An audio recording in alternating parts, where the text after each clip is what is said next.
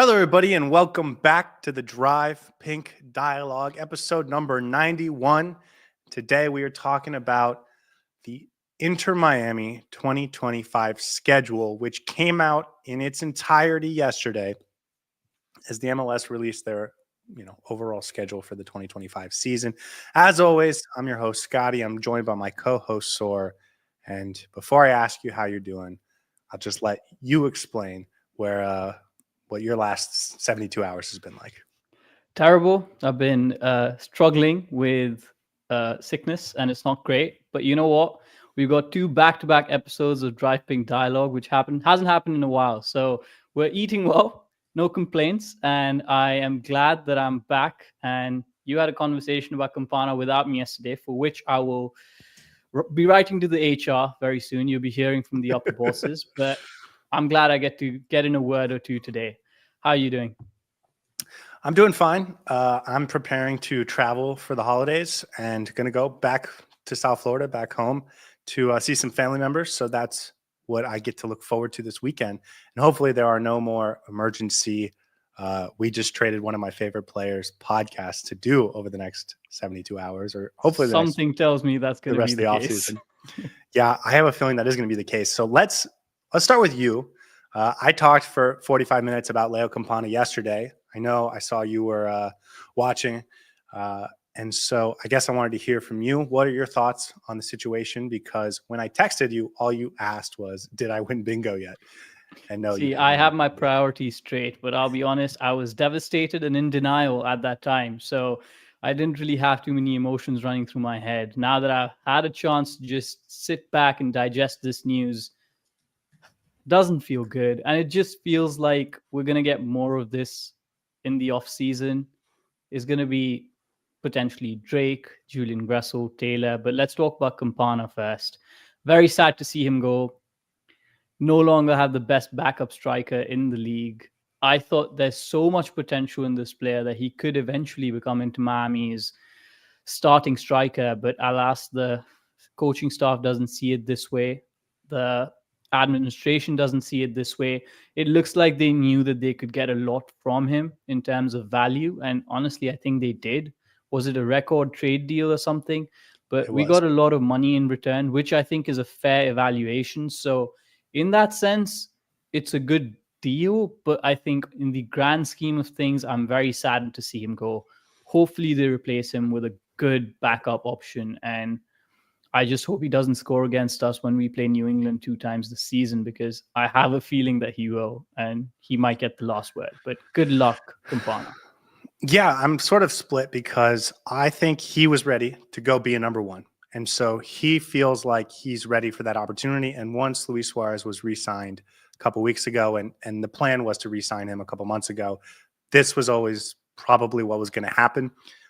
Campana goes for a record fee, which I think shows just how highly he's thought of, both by Miami and by other teams in the league. I believe the previous record was just over $2 million in allocation money. Inter Miami gets 2.5 with the potential to go up over $3 million, plus to get a couple international roster slots. So it is a huge trade. And that's almost exactly what we talked about over the course of the summer when we talked about potentially moving on from Leo Campana back then. It felt like Inter Miami could get a huge haul for this player. And that's exactly what ended up happening. Again, $2.5 million in GAM split over 2 years, a couple international roster slots. It allows them to do a lot with the team. But before we get on to what this means for Inter Miami's offseason, I just wanted to go over some of the moments that made me just fall in love with Campana. The game-winning hat trick against New England Revolution in his first year. The U.S. Open Cup semifinal. I mean, I've talked about that a lot yesterday, but it was incredible. The moments of just pure magic, even if they didn't result in a huge win, that Orlando City blast from deep, that Atlanta United moment last year where he kind of catches it, flicks it up over Miles Robinson, and then puts in the back of the net. That was incredible. And then this year, a couple absolutely huge game winners. So a ton of just great moments from Leo Campana that made me a better Inter Miami fan, a bigger Inter Miami fan, and made me fall in love with the team. So I really appreciate what he did for Inter Miami and what he did for me as a fan. So really, really going to miss Campana, and I wish him nothing but success Lewis Morgan is a guy that I think a lot of Inter Miami fans root for. Kamal Miller, to a lesser extent. I feel like Campana is going to be a guy that maybe is the player we miss or we root for most of the former Inter Miami players, because the history he had with this club, the impact, the big moments, all of that. Yeah, I think for me, I'm going to watch his career with pride. It's going to be fun to see him play. And you said it at the start, right? That he was ready to be a starting striker. And on any other MLS team, he is a starting caliber striker.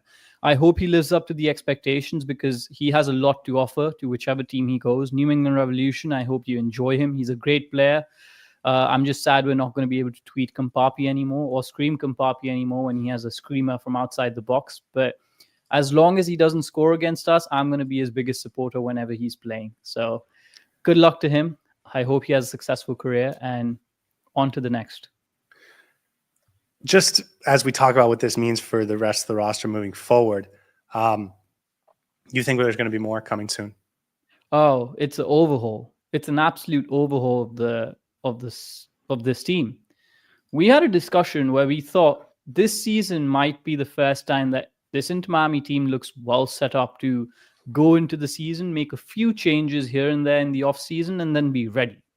We wouldn't have to worry about team chemistry. A lot of these players have played together, and it just feels like we were absolutely wrong in that, because there's been a lot of movement, and I feel like there's going to be a lot more movement. And for Jorge Mas and the rest of the executives, it feels like they're ready to actually invest a lot in making sure we upgrade from last season. So they're sticking to their strategy of continuing to overhaul season after season.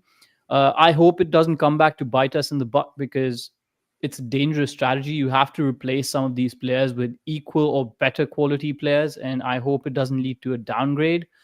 We'll see at the end of the offseason, at the end of the transfer window, how this team shapes up to be. But I feel like right now it doesn't look as good or exciting. When we start announcing players, I'm sure we'll have a different idea. But it seems like they're going for a complete overhaul.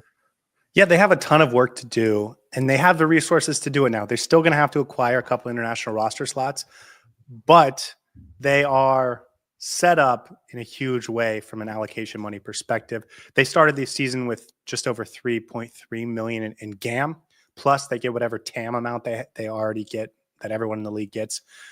They add 2 million for 2025 from this Campana trade. They are going to get some money from the CJ Dos Santos trade. They're going to get some money from this SuperDraft pick that they just traded. They're going to get a ton of allocation money from Diego Gomez's transfer, because he was pulled out of the U22 ranks. I was reading today that he was pulled out of the U22 ranks. So we might get somewhere between 2.4 and 3 million further in allocation money to spend. So this is a team that's going to have a ton of allocation money, and they need to find players to spend it on. That's the biggest thing. And again, we talked about Drake Callender. If he goes in the league, even if he gets sold elsewhere, that's going to be further allocation money brought in. Same thing with Robert Taylor. Same thing with Julian, maybe not Julian Gressel because his contract's a little bit bigger, but Robert Taylor and Drake Callender are also going to fetch pretty nice returns from an allocation money international roster perspective. You get rid of those three guys, you're going to have a ton of cap space, a ton of wiggle room in terms of allocation money. And this roster will be ready to bring in 7-8 new players, including ones that are being paid real significant money, and even potentially a few transfer fees in there as well. Yeah, it just seems like it looks like they're going in to collect all this allocation money for a big money signing. I think there's going to be one major marquee signing that they're looking to bring in. I just hope they're smart about it. If they're replacing, that's not how it works. So how does it work? So for anyone that doesn't know, the allocation money doesn't apply to your designated players or your U22 DPs. So those guys are separate. The allocation money allows you to pay more than the DP threshold up to $1 million. So for example, the designated player threshold is going to be about 700,000 this year. That means that a player can make up to 1.7 million, and you need 1 million in allocation money to bring that down. But the most you can spend on one player is $1 million in allocation money. So that doesn't mean they can go out and sign Neymar for $15 million or Di Maria or De Bruyne or anyone like that. if they're going to go out and spend that type of money, that's going to have to fit under the DP threshold. What you're talking about here is going out and signing a player for $3 million, amortizing that over a 4-year contract, 5 years contract, and then giving them $600,000 a year. And then their cap charge is $1.6 million, but you can buy that down with your allocation money, and you have a significant amount of that because you've now made these trades and sold Diego Gomez. So it gives you more players that are going to be Julian Gressel, Nico Freire, in terms of amount of money you're paying them, or Jordi Alba, Luis Suarez, if you can convince guys to take less money.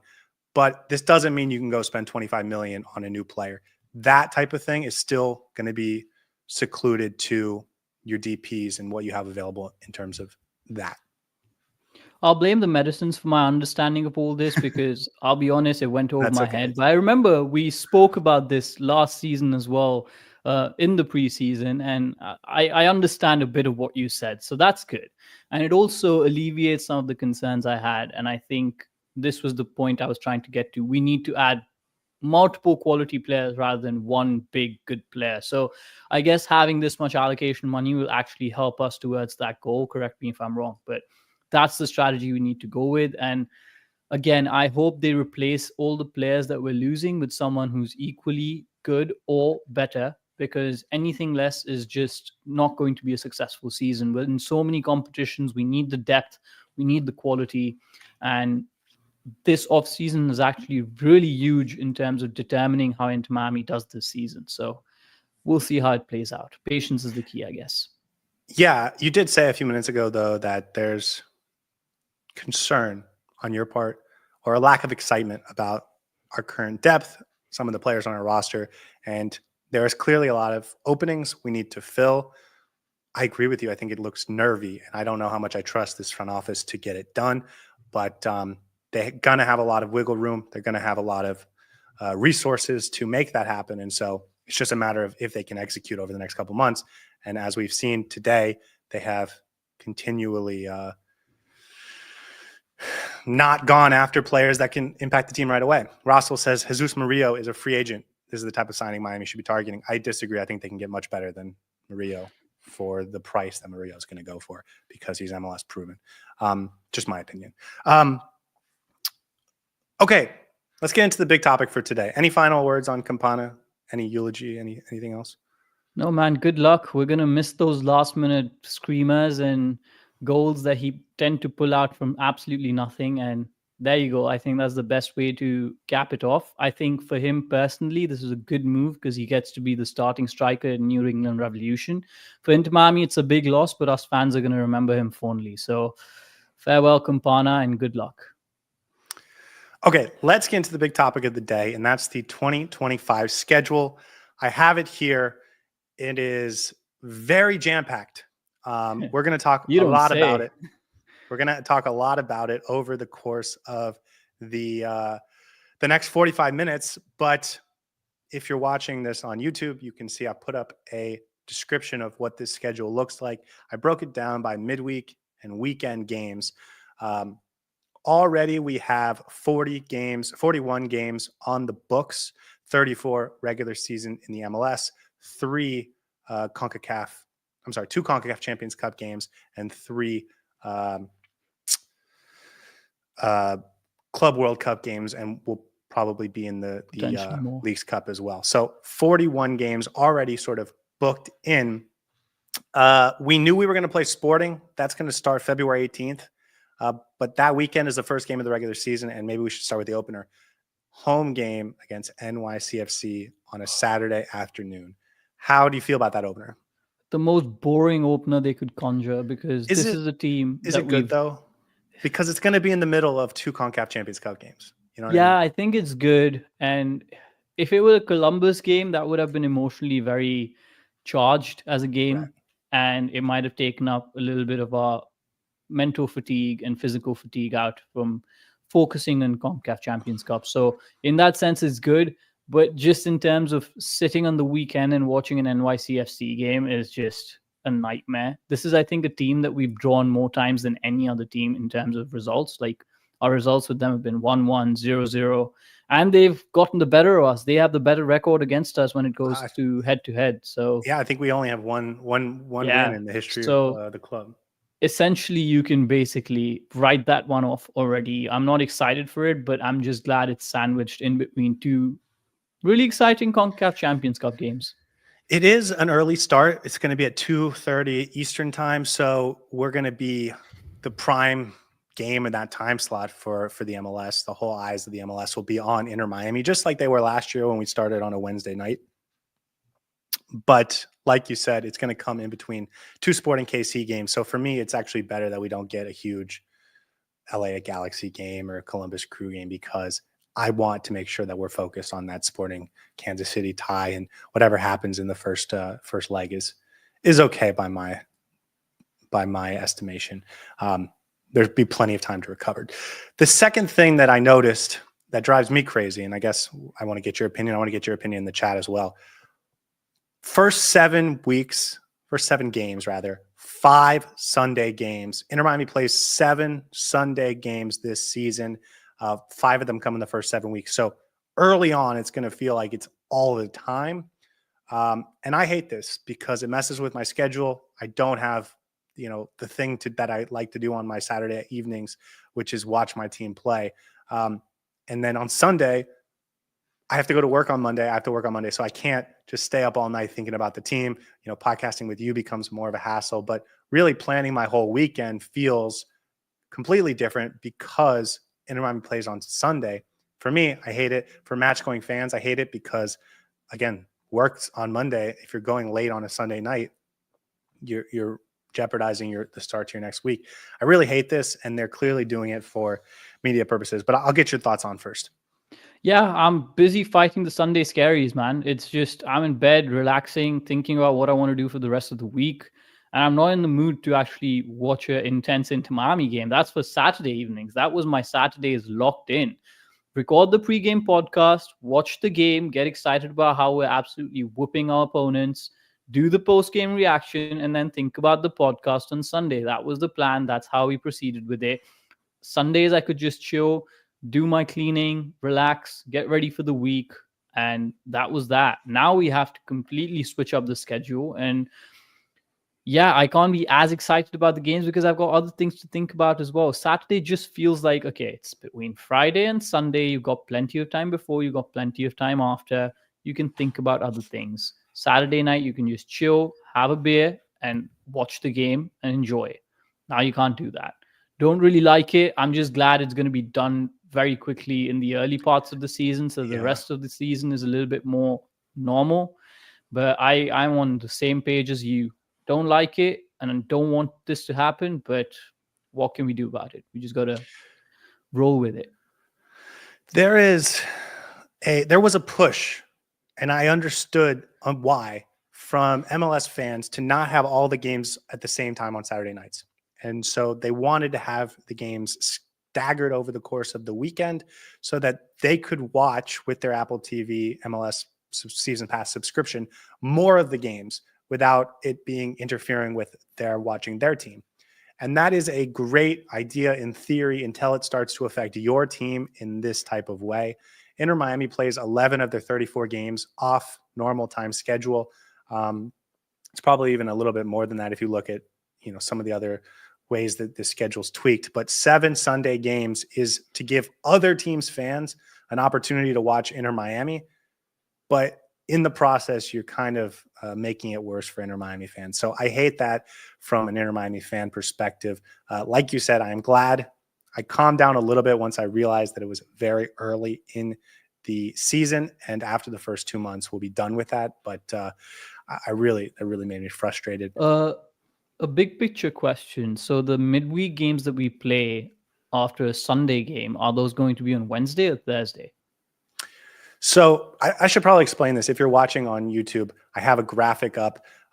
Each weekend game has the team name, and then to the right, it has either a purple or a blue mark, which indicates Saturday or Sunday. And then for the weekday games, a Wednesday, Thursday, or Tuesday. So for the dates that we already know of, you can see on the screen. it doesn't feel like there's any Sunday games followed by a midweek game that's already scheduled.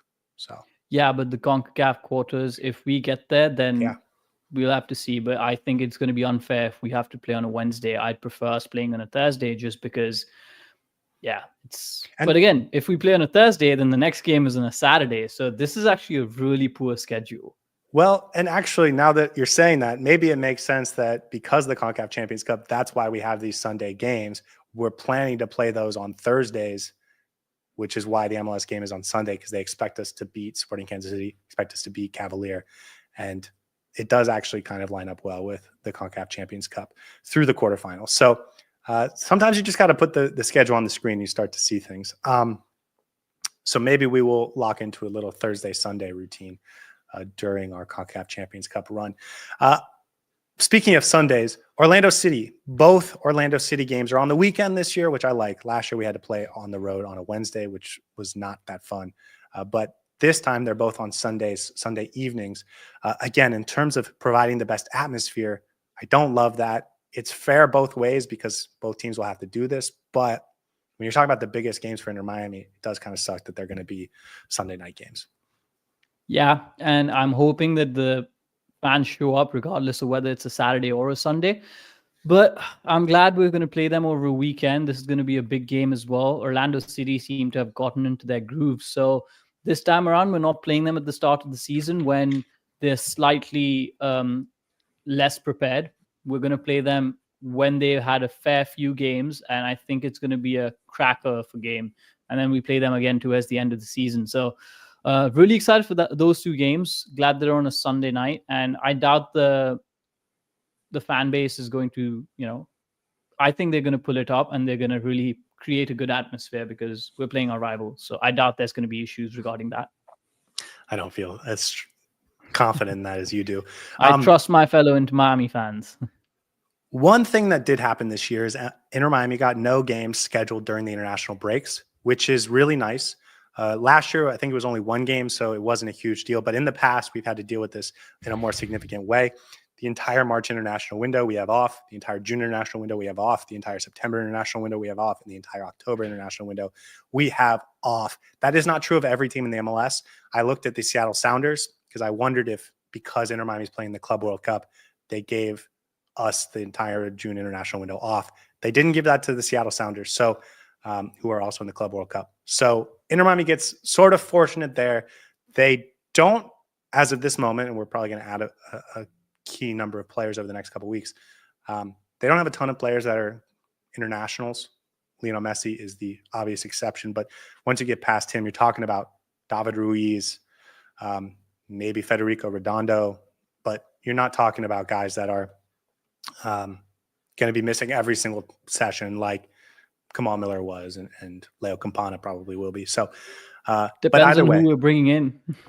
It does depend on who we're bringing in. The reason I bring that up, though, is these are the big periods of rest for Inter Miami, and they have to take advantage of that. Also training. There's almost no other rest for the rest of the season. Yeah. If you can tell, aside from the international windows, Inter Miami's only given 7 guaranteed bye weeks.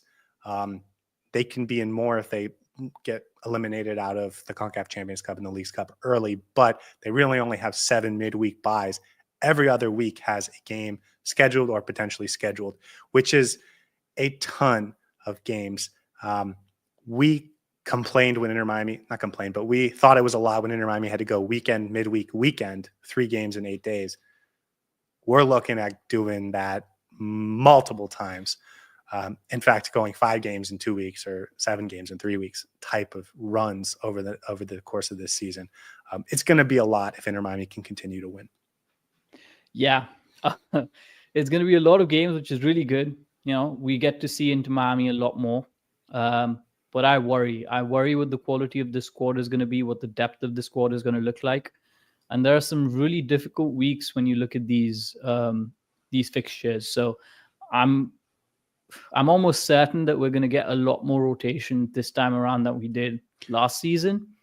And also, I'm not certain that we have the same level of depth that we did last season. So those two are really concerning things for me.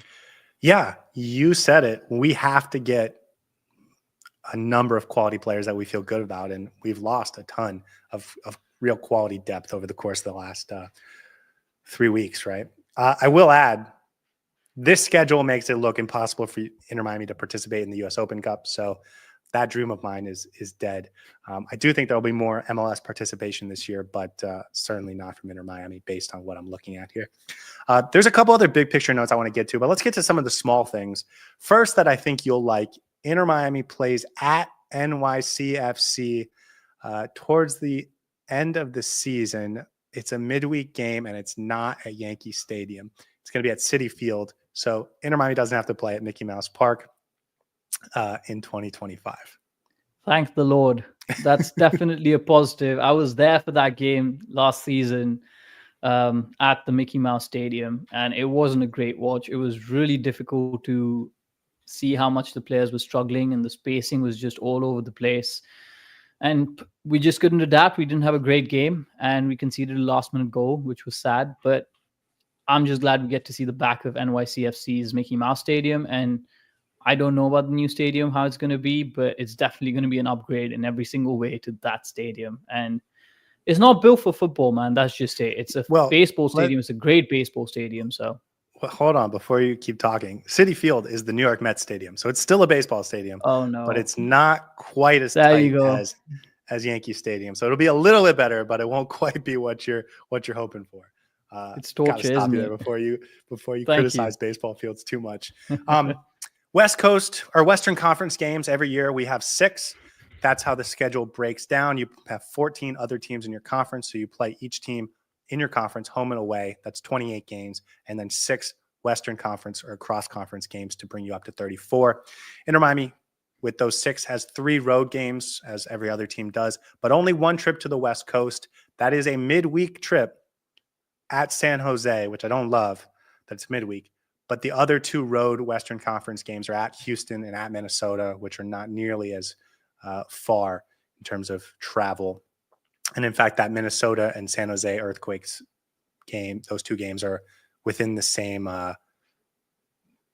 trip, right? Yep. They play at Minnesota, and then in the following midweek, they'll play at San Jose. So only 1 Western Conference road trip. I'm sorry, West Coast road trip this year. You got to feel good about that. I think in that sense, the league did Inter Miami a favor. Yeah, and honestly, if we're making the trip to the West Coast, I'd rather play one of the LA teams at least once that season.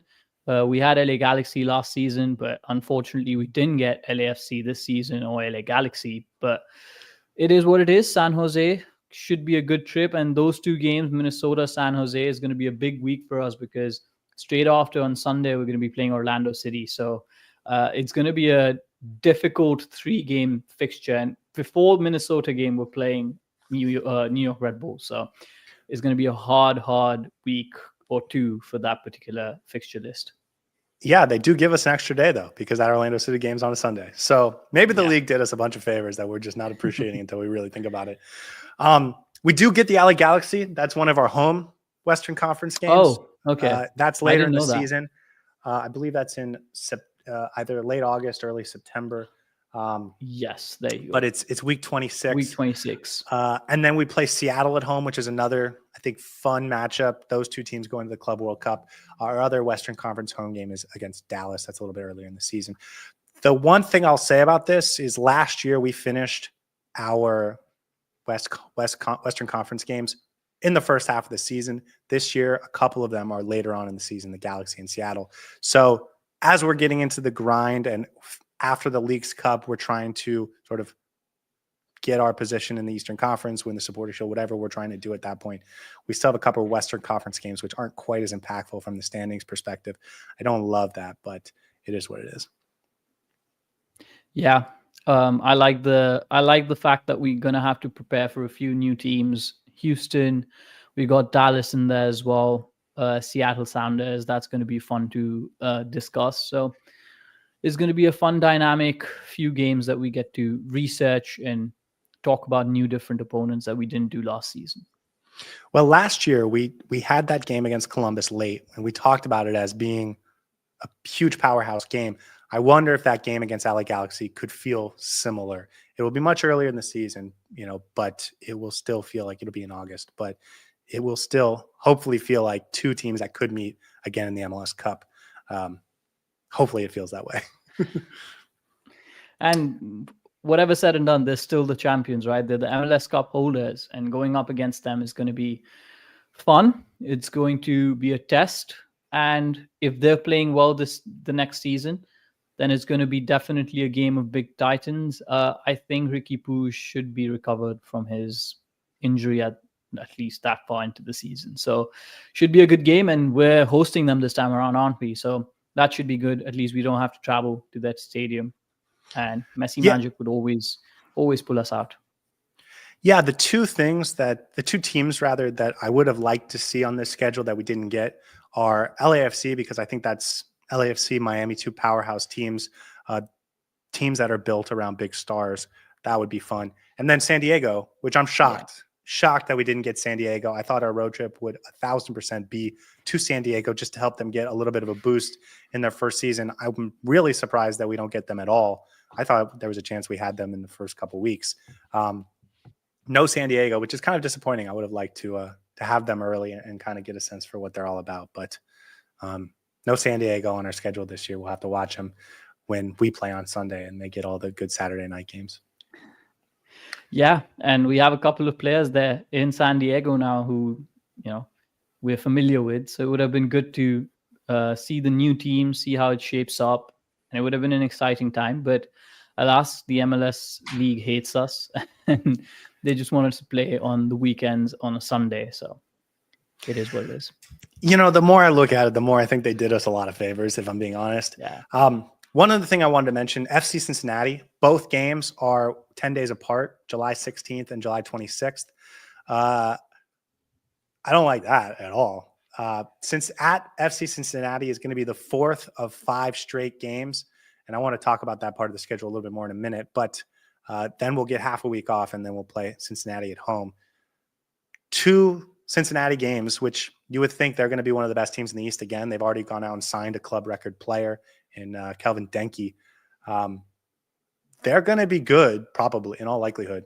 And those are going to be marquee matchups. And we're having them both within 10 days of each other. That's not that fun. But maybe you like it. Maybe that adds to it. Yeah, I guess it almost feels like you're playing a CONCACAF Champions Cup back-to-back, home and away sort of situation. But also the games in and around that are not easy either. So you've got Nashville, who we know we hate with a passion. They're basically our proxy rivals in some way. New England Revolution, probably going to get to see Campana play there. We've got New York Red Bulls in between, and then we've got CF Montreal and Atlanta as well. So essentially from game week 19 until game week 23, it's some really tough matchups that we have to go against. And then you have the 2 Cincinnati games, which are never easy, and I wouldn't ever take that for granted. So it's a tough run, man. It's a very, very tough run, and I don't know how we'll shape up.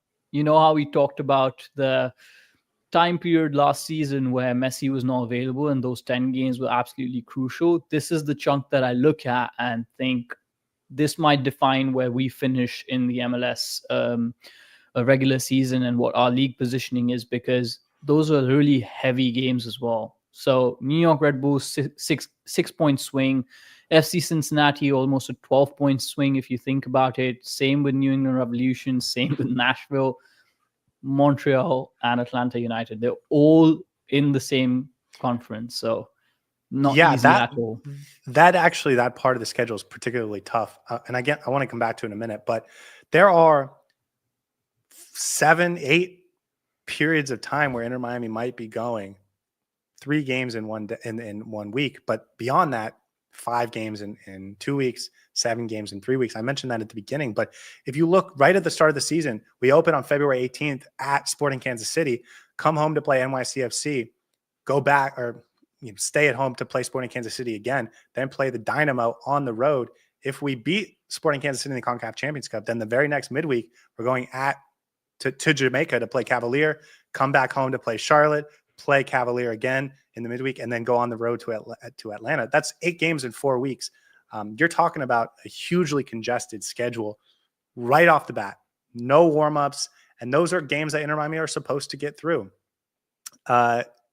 even if you get, and if you get past that, you're talking about the same exact type of thing, 5 games in 15 days for Inter Miami if they get to the quarterfinals of the CONCACAF Champions Cup. The same thing if they get to the semifinals. Now that is a privilege, right? Because you get to play those games because you win and because you're good and because you're playing great teams. But it's a ton of games early on, right off the bat. Yeah, and honestly, I feel for the players because they're not robots. So I hope the coaching staff looks at this and thinks, okay, we need to make sure we do our business this transfer window, because it can't be like last season where you basically play Chelo Wigan at right back for the entirety of the season. That's not going to happen. These are too many games, too much traveling.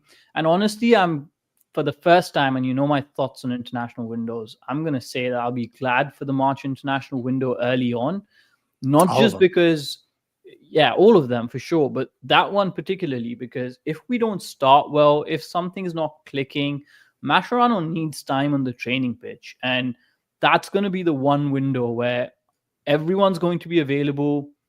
I hope, well, Messi's probably going to be the only one who's going to be out, but that's going to allow him to work with the players and make sure we get the training. And obviously, more important than that is the rest that the players get. So there are a lot of things you need to consider when putting together schedules. This one is highly congested, and I just hope that our players can remain healthy and we treat them respectfully, because it's not an easy schedule by any means, right off the bat.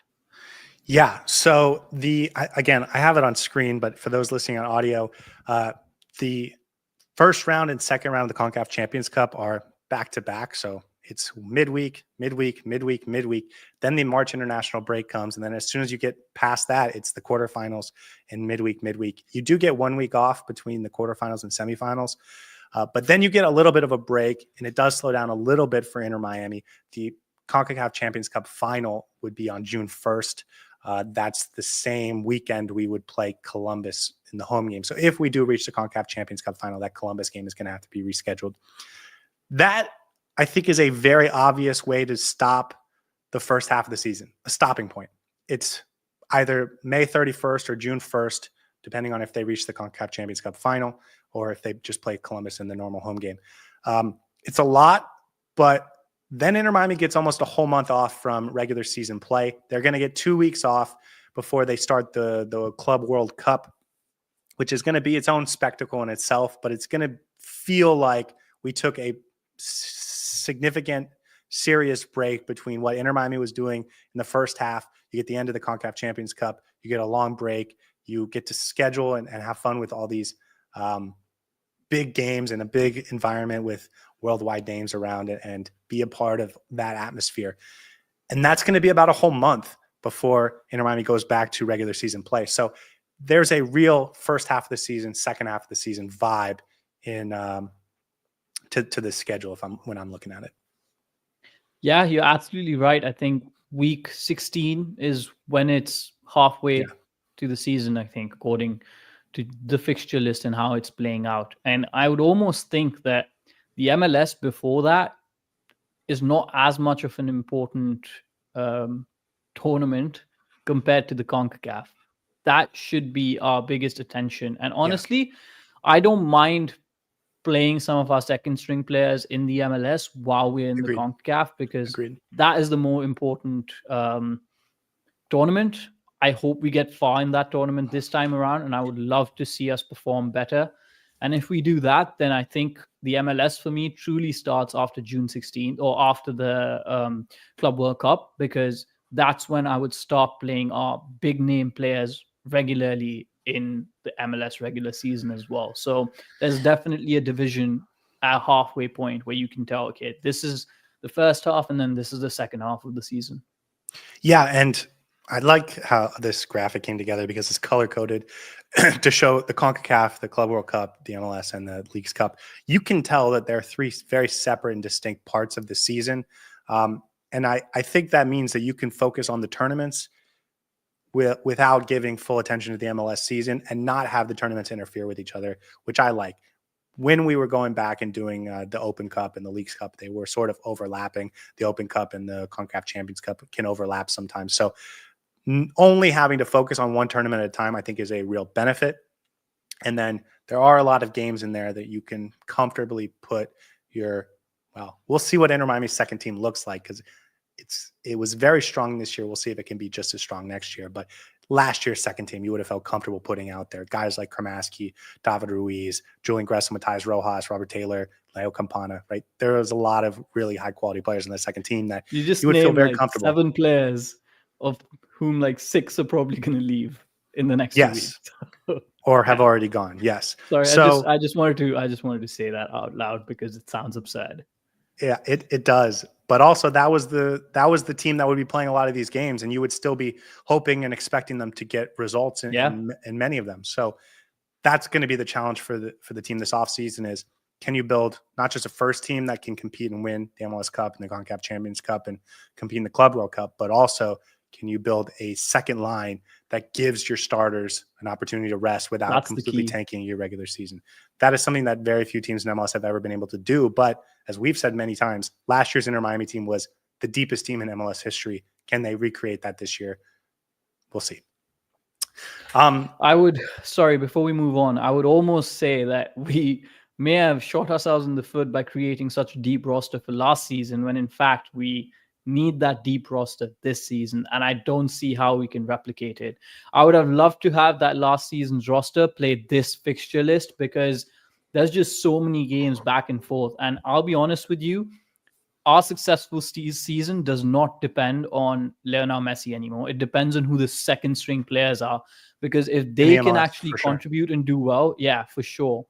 If they can contribute and do well, that is going to elevate us from being mediocre to being great in the MLS. So I really hope we know what we're doing, because this fixture list is scary, to be honest. There's a lot of games and a lot of big games. So just wanted to put that out there. Yeah. I will add the Gold Cup, CONCACAF Gold Cup, is at the same time as the Club World Cup. So I'm not sure how that's going to work in terms of player exits. I don't know if Inter Miami has any players that would be called up to the Gold Cup. So it may not affect Inter Miami at all, but there are potentially teams that could affect. I'm not exactly sure. It's weird to me that they did them at the same time, but it is what it is. Okay, the next period I wanted to talk about is something you were mentioning earlier, starting in week 12.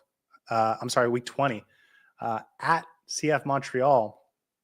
It's 5 games in 15 days, and 4 of them are on the road. So it is going to be a ton of traveling coming off the Club World Cup at Montreal. Then we go to New England, come home to play Nashville, and then another Midwest trip to play Cincinnati and the New York Red Bulls. 5 games in 15 days.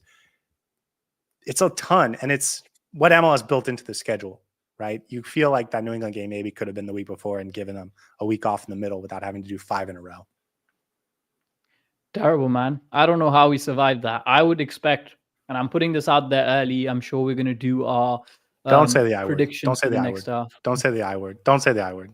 No. Don't say the I word. No. That's not what I was going to say. Okay. Anyways, so a lot of games. Changes the subject. Yeah, that's not what you were going to say, I'm sure. I will say that we'll be running our players into the ground, and I almost expect us to lose a lot of these games. If you tell me how many points we're going to get out of these games, I would say, we got 5 games. That's 15 points. If we can get to 8 points, I'll be happy. I'll be very happy. That's a lot of away games, and it's going to be tough. It's going to be very tough, and especially coming off the bat of the Club World Cup. We're going to have to see how this roster shakes up, because listen, there's a world where we just rattled off all of our depth options, but you could still have David Martinez and Toto Aviles be your backup center backs, and that be the type of players that you're relying on. Yeah. It's not bad, right? So there, Ian Frey at right back, right? Noah Allen at left. Like, there are players that could make this interesting, but obviously the depth is taking a big hit. Okay, let's get to the Leagues Cup, because there was a question about whether the Leagues Cup would be a tournament that Inter Miami participated in. I've already seen some people in the chat talking about how the Leagues Cup doesn't matter. In terms of winning it, I don't think it needs to be a goal that Inter Miami goes with tremendous enthusiasm, but they are going to participate in it. The club did confirm that. If the tournament looks the same as it did last weekend, the last 2 years in terms of every team in MLS and every team in Liga MX participating. There was some rumors that it might be 18 and 18. Then this might change a little bit, but it is going to be a midweek tournament. I do think in week 24, which is the beginning of August, between the FC Cincinnati and Orlando City games, I think that's when they're going to play the group stage, 2 group stage games. And then the following 4 midweeks are going to be the round of 32, the round of 16, the quarterfinal, the semifinal. And then I'm imagining the final is that weekend, which would be the weekend right before the September international window. If Inter Miami does go far in this tournament, they're going to play 10 games in 5 weeks. That's a lot. And I think that's the theme of this episode. But again, as I said, CONCACAF Champions Cup, you play your first team. MLS regular season, during that time, you play your second string team. Reverse it around this time, I think. Leagues Cup, you play your second string team. And then in the MLS regular season, you play your first team. Now, again, all of this, as you mentioned, depends on how the roster construction is and how our depth options are. But I wouldn't treat Leagues Cup as the most important tournament. And I wouldn't be super annoyed if we get knocked out early. But again, when you're in the tournament, you want to win it. I know that, but it's not the most important tournament for us this season. So you have to look at the bigger picture, right? You can't, with this fixture list, you can't win everything. This can't be a season where we go and say, we're going to win all 4, because I'm going to be the first one to put my hand up and be like, it's practically impossible to win all 4 trophies this season. Well, and you look at the way the schedule breaks down. I do think it's a benefit that Inter Miami has we're doing it midweek, because it does let you play your starters and then play your backups sort of counter to each other. But those MLS games are big, man. At Orlando City is not a game they're going to be willing to lose. Versus the LA Galaxy, that's going to be a fun game. The DC United and Chicago games, if they get, if Inter Miami advances to the quarterfinals, you'd imagine they'd start taking it more seriously. Maybe that DC United Chicago game aren't quite as important. But you can see how this team would definitely play its sort of rested lineup in the early rounds of this tournament. And if they make it deep, then sort of convert to trying to win it. But early on maybe isn't that important. I will also say that Chicago game if they do make the Leagues Cup final, that Chicago game would be rescheduled. There's not a lot of places on this calendar to reschedule it. So it's a tight schedule. We can replace the Nashville game. Nobody wants to play Nashville again. Played that way too. That's that leads us into the September international window. And then they have 6 games between the September international window and the October international window. This is going to be where Inter Miami decides their fate for whether they're competing for the Supporters Shield or not, or whether, where they slot in the East in terms of home field advantage, make the playoffs, qualifying for next year's CONCACAF Champions Cup. This is going to be the rundown for them. It doesn't look that difficult in terms of just teams you play, but of course, and this is the MLS, teams get drastically better or drastically worse on a year-by-year basis. That New England Revolution revenge game for Leo Campana caps that 6-game stretch off, but it's that Citi Field game versus NYCFC, Seattle Sounders. Tough games, but games that you think Messi, if he can get a goal or 2, you can win those games. At Charlotte, another very good defensive team. DC United and at Toronto, maybe we'll see what they look like next season. But those are going to be the key MLS games for this season in terms of deciding where we're going to finish. If last season is a metric, then these would be the games where we struggle to win the most. They're not the best teams in the league. They're not the worst teams in the league. They're slightly mediocre. And we tend to always punch ourselves in the throat when we play some of these mid-tier teams. And as you said, they could get really good. And seems like New England's making some really big moves. So Campana coming back to the Chase Stadium is going to be interesting. I will almost bet my money that he's going to score or assist. We're playing NYCFC again, who's potentially, after Nashville, the team I hate the most, perhaps. And then Charlotte FC and DC United, we've already seen how they can put up a good fight. And I think a lot of these games, 1, 2, 3, 4 of the games are away. So this is the run-in for us, right? Towards the end of the season, the crunch time for the MLS regular season. And I'm hoping by this time we've locked in a good position in the league, so we're not struggling in any way. I don't expect us to finish first this time around in the regular season. I'd be happy with a top 4 finish, because there's bigger fish to fry with regards to the CONCACAF Champions Cup, and maybe put in a good showing in the Leagues Cup as well. So if we can guarantee that we're finishing around the third or the fourth spot in the league, then these games wouldn't be as difficult. But if we're struggling, then it might be a little bit of a squeaky bum time.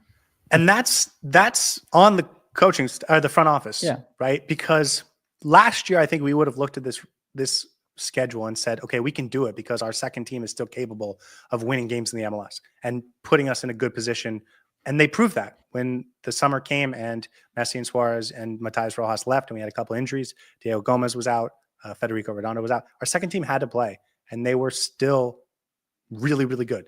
So this team can do it, that team could do it. Now it's on the front office to build a team that has the depth to be able to do it again this year and still also improve the top end starting 11 so that when you get into those knockout round games in the big tournaments, you're also able to win there.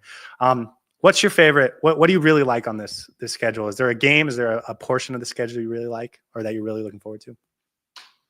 I think I really like, as scary as it looks, I really like the FC Cincinnati sandwich, the 10-day stretch when we play those two, but also the games in and around that are really interesting games. And I think it's going to be a good, from a fan perspective, a good few games to cover and watch because those are all big games. You go to Atlanta United, we know that's a big, big game. We're playing them before early in the season as well, but honestly, early season indicators don't really justify how the team is playing. So we're playing them the second time in the middle of the season when both teams would have settled onto their play style and have more chemistry, and that would be a really good game to watch. Going up against Montreal is going to be really interesting. You play New England Revs for the first time. Nashville's in there. So some really good back-to-back difficult games, and I like that. And then cap that off with the FC Cincinnati game 1 and 2, first away and then at home. I'm really interested in that. That for me is going to be an exciting time period. Yeah, I also wanted to mention for the CONCACAF Champions Cup, there's a lot of teams that could put them on the road second, make them be the home team first. But there's also a chance in the semifinals and finals that game would be at home. Can I tell you what my favorite game on this schedule is going to be? Please do. Week 15 on the weekend. We are not going to be playing Columbus. We're going to be playing Club America, the CONCACAF Champions Cup final. And that is going to be June 1st, and it's going to kick off one of the most exciting months in terms of schedules in MLS history. Can you imagine starting the month with the CONCACAF Champions Cup final against a Club America or a Tigres, and then finishing the month with Porto and Palmeiras and Al-Ahly, and maybe a fourth game if we're good enough to advance to the next round? That would be incredible, I think. Can you imagine the confidence we'll have going into the Club World Cup after winning the CONCACAF Champions Cup? It's going to be insane. And but also, I like how you and I have not even once this entire episode have we questioned that Inter Miami is maybe not playing any of these games in the midweek, right? We've just assumed they're playing every single game, and I like that. Yeah, exactly. I don't know what you're talking about. So, yeah, that's a very good call. That week 15. I'm really excited for that. I hope we get that far because it could really help us for the rest of the season. That confidence that we get winning the CONCACAF Champions Cup. And if they win that tournament, the season's a success, right? All of a sudden, if you win that tournament, you can actually start focusing on the league instead of the Leagues Cup because you just want to set yourself up the best to win the MLS Cup, which is the next important trophy. There was something else I wanted to say about this schedule. I will add just some spark notes. The only game we play after 7:40 Eastern time is that 10:40 West Coast game at San Jose. I believe both the Minnesota away games and the Houston game, which would be Central Time, are early Saturday games. So Inter Miami won't have to play 8:45 games or whatever Eastern Time. So only one really late start this season in the league. Obviously, the CONCACAF Champions Cup or the Club World Cup could be a little bit different. But yeah, worth noting. Anything you really hate before we move on to the Super Draft? The Sunday games aren't fun. Yeah. And that too early in the season as well. It's going to be the winter months. So not a big fan of that. And then, yeah, it just seems like it's a very congested schedule. And once we get into the podcasting mode, it might be a little bit of a trick for us to try and cover everything comprehensively. So it'll be interesting. More games is more fun for us, but Yeah. I hope the players can remain healthy and we have a fit team throughout the season, because that's what we'll need to actually go far in a lot of these tournaments. Yeah, I agree. Did you not like use it? the I word. Yeah. Do you like it? Do Yeah. you hate it? You feel No, good I about like it. I Me like too. it. I do feel good about it. I like the fact that there are so many games in the calendar. Just more of Inter Miami for us, as I've already said. So it's good and well balanced. Honestly, they've done as well as they could constructing this fixture list. We've got way too many tournaments to cover. So it'll be interesting to see how it plays out when you actually get to the first game. But I like this. I like this. There's not like a death trap in there, which is going to ruin our season. I think there's salvageable games in there where you can maybe not have the best form, but if the fixture list is like this, then you can take your time in getting back into form, playing some of the lower teams as well. So we've got a good stretch of mixed teams that we're playing. There's no one team that's going to ruin this for us. Yeah. And the other thing is the congestion is a privilege, right? We wouldn't have this congestion if we weren't in the CONCACAF Champions Cup, if we weren't in the Club World Cup, if we weren't expecting to go deep in the Leagues Cup. So the fact that we feel like there's going to be all these games is just a part of being a fan of a great team. And so it's hard to complain about that. Yeah, exactly. Okay, let's talk about the Super Draft because it was uneventful today. Inter Miami last year had the best Super Draft in club history. They took Yannick Bright 16th overall, and he became probably at this point the best pick from that draft, and I think looks to be the best pick from that draft of any team. They got Leo Fonzo early in the second round, who's been incredible for a second round pick. Ryan Carmichael late in the first round, another guy that played a lot for the B team, might step into the picture this year as a third string striker and get some minutes with the first team. We'll see. But this year, a little bit less interesting.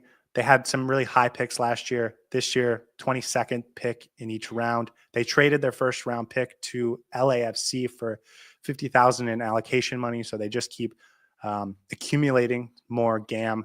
But they did take players with the second and third pick. I'm assuming they couldn't find anyone to trade them to for allocation money. I'm going to start with the third pick. Michael Appia, they took 82nd overall. He's from Florida International, so an hour, just south of Fort Lauderdale, where Inter Miami plays in Miami. He spent the last 2 seasons at FIU. He's sort of a winger, 4 goals last year in 17 games, doesn't start every game. I know we don't know anything about these players, but I think Inter Miami fans should be holding their breath, not holding their breath, rather, about seeing this guy suit up in pink for the first team. I'm imagining that he got picked here because he agreed with the club that he would sign and play with the B team. A lot of third round picks will either join international clubs or join the USL, where they have a better chance of making the first team and being a real professional. So it can sometimes be hard for those third round picks to actually get signed to MLS Next Pro contracts. But I imagine that's why this kid was picked, Michael Appia. He's 23 years old, a winger. And that's all I know about him from FIU, so local.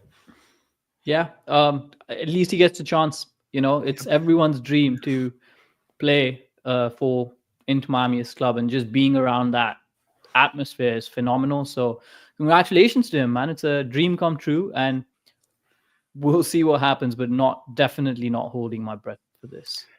Yeah, I agree. The other kid I think is a little more interesting. He's 21. He did play 4 years of college. His name's Bailey Sparks. He's from Southern Methodist University in Texas. He was with the Sporting Kansas City Academy before going to college. So he's a little bit young for a college senior, 21. He played as a U.S. international at youth level for the under 17s, which shows me that there was a point in time where the U.S. Federation thought this was a kid that had real potential.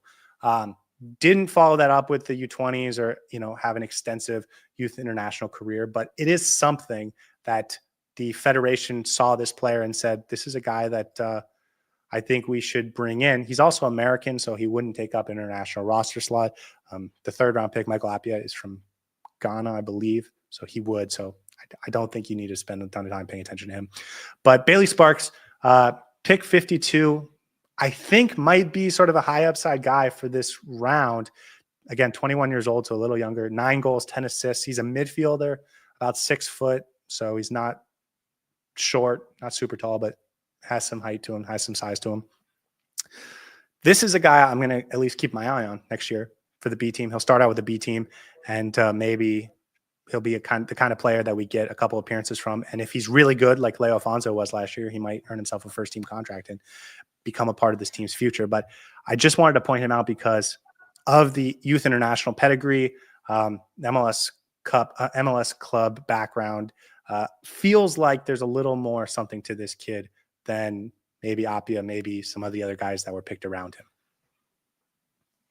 Yeah, and I like the fact that Inter Miami does give youngsters a chance when they prove themselves. Leo Alfonso is case in point. Yannick Bright is obviously a case in point. And we got so many youngsters that have a lot of potential. He might be further down the list. We've also got some of the players from last season to come up, maybe Santi Morales, Ryan Carmichael. So we'll see how it plays out. But exciting prospect. I hope they can break the ceiling, because that's always the best thing, to see a youngster actually come up and make a name for themselves. And I was hoping we'd get another Yannick Bright, but that's basically a once in a blue moon sort of situation. Maybe not even that. So again, wishing him luck, and hopefully we see more of him this season. Yeah, once they traded that 1st round pick, I felt we were no longer looking at players that are going to be real first team players next year in terms of a guaranteed role. I think Sparks might have a little spark, but he's going to have to prove it. He's not going to come in with the intention of him being a first team player right away.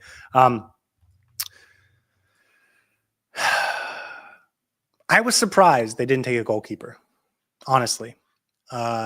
Cole Jensen was a 1st round pick. They took him 23rd or 24th overall 2 years ago. I thought they were going to use that 22nd pick on a goalkeeper and have that player be the number 3 keeper, and maybe even compete to be the number 2 keeper. Doesn't happen. They don't take a goalkeeper at all. So I guess Owen Finnerty, who was one of the B team keepers from last year, may step up to that role. You don't need 3 keepers under contract in the first team, so they're probably fine. But I am a little surprised they didn't take one. Just it's simple, man. It's Drake Callender, the one-man band. He doesn't need anybody else around him to cover for him. No, it's honestly absurd. I'm not sure what they're thinking. Is that how New England feels about it? Is that how Philadelphia feels they're going to replace Andre Blake? Oh my God. Is that San Diego? Yeah. Are we going to trade him to San Diego and have him once again start over DeSantos? That would be hilarious if that happens. Can you imagine if that actually happens? No, I don't want to comment on the goalkeeper situation. It's just going to make me sad. I don't know what's going on. They've traded both the backups. I doubt Starry's coming back. So we'll see. And we talked about the rumors that we had, right, with the goalkeeping position. So they're definitely looking for somebody, and it gets more and more curious because reports are suggesting they're going to get someone who's the first choice and not a backup. So perhaps they're looking at Drake Callender as the second string and don't really want to send him out. But you never know. This would have been a good chance to think of that 3rd choice, but it seems like it's not it. I will say, I don't think there's any chance Drake Callender stays on the roster. I actually want to say this more broadly, not just about Drake. I think the team, pure speculation, I think the team had a conversation with Leo Campana at the end of the season, and they said, what do you want for your future? What do we want for our future? How do we make this work for everyone? And that's why they went out and made sure they traded him for a great package. I think they probably did the same thing with Matías Rojas, and Rojas was like, I don't want to be in the MLS if it's not Inter Miami. So don't sign me to a new contract if you're just going to trade me. Probably the same thing with Franco Negri. I'm imagining they did the same thing with Drake Callender, Robert Taylor, Julian Gressel, some of the other guys that could be on the trade block. So I think Drake Callender has had that conversation with them and said, either I need to be the first string guy, or, trade me and get value for whatever I'm worth, but I need to be a starter at this point in my career. So if they are going to bring in a new goalkeeper to be the starter, I think Drake's definitely gone. And it's just going to add to the amount of allocation money that we have to work with this year. So curious to see how it goes. But I think the club is going to do right by Drake Callender and do right by, and I think they've done right by Leo Campana. So that's my final word on that. But yeah, I'm surprised they didn't take a keeper with the draft. That's all. Anything else on your mind, man? I'm just checking Twitter to see if anything is broken, but I guess it was a Friday night. We are going to do a little bit more research on the SuperDraft picks. It just happened earlier today, so we haven't had a chance to learn too much about them, but that is something that I'm planning on doing. So potentially next episode, potentially some point over the next couple of weeks, we'll do a little bit more of a deep dive. We might bring someone on for that. But certainly I'll get a little bit more expert opinion for you guys. Other than that, we'll be back next week. It's been a pleasure. Saur, do you have any final words before I wrap it up? No, man. Again, I always say this at the end of every episode in recent times, that it's in full swing. We might have to go through a little bit of pain before we start seeing what the actual results are and how this roster is shaping up to be. Today's entire conversation can be summed up in one sentence. Lots of games need quality players. I hope Inter Miami is listening to this podcast. Yeah. And when they go into those transfer negotiations and think about who they want to keep and who they want to buy, they keep that in mind. We need quality and we need depth. And that's the only way we're going to have a successful season. We can't rely on individual talent anymore. So the fixtures are set. We know who we're playing, when we're playing them. Let's now set ourselves up for success, because that's the only way we get anything out of the next season. Yeah. Guys, things to look out for. Robert Taylor, that feels like it's going to happen. Drake Callender feels like it's going to happen. Julian Gressel feels like it's going to happen. 3 players that may require us to eulogize when and if that happens. But no, if Robert Taylor goes, you're not seeing me for at least 2 weeks. I'll be in mourning. I'm just going to say that. If Robert Taylor gets traded, we're going to go live 20 minutes later so you can talk about your feelings and do a group therapy session. Okay. That's what you need. You don't need to go silent for 2 weeks. Can we wear black suits, please? We can wear all black for if that happens. But other than those 3 guys, I think you're looking at additions. The next 6 weeks, and it's getting shorter every day, is going to be about additions. They had a chance to bring in a young player today from the SuperDraft. They chose not to. So they just added another piece to their puzzle they have another empty spot on their puzzle that they have to fill. We will be around to talk about breaking news if and when that happens. But if not, we're going to have some fun things planned over the next couple of weeks. And I hope you guys have a wonderful night. We'll be back early next week before Christmas to talk about it. We will be both on our Christmas holidays, so we will be checking in from a new place. But other than that, Saur, I know you're sick, so I appreciate you coming on to do this with me. And everyone in the chat, thank you for being here. Hope you have a lovely weekend, and hopefully none of your favorite players get traded until next time we talk. See you guys next time. Happy holidays, everyone. Hey everybody, thanks for tuning in. Do us a favor and hit that like and subscribe button. Since our first viewer, sharing this with you all has been the very best part. So from the beginning until the end, thank you for being a part of this and have a wonderful day.